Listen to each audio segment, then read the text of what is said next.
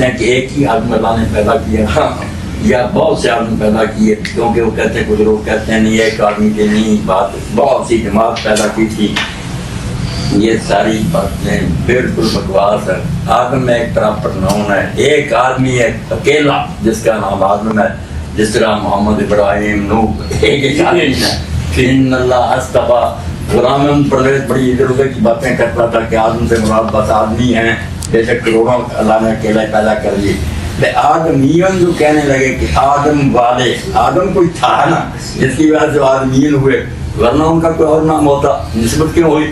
اور پھر مان گیا کہ ایک جگہ تو قرآن کی ایسی جہاں مجبور ماننا پڑتا کہ نہیں اس نام کا کوئی خاص آدمی تھا. وہ یہی آتا ہے ان اللہ اصطفیٰ آدم ونوحا وآل ابراہیم وآل، یہاں کہتا ہے، یہاں تو صاف کہتا ہے اللہ آدم کو نوح کو اللہ نے چنا.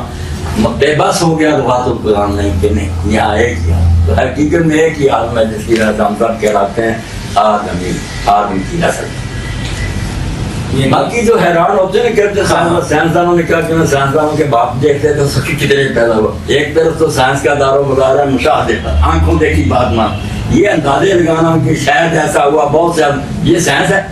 یہ تو کیا اثر آئی ہے؟ سائنس تو ٹھیک بنتے ہوئے لوگوں نے دیکھے ہیں بہت سے آدمی اس وقت ہے.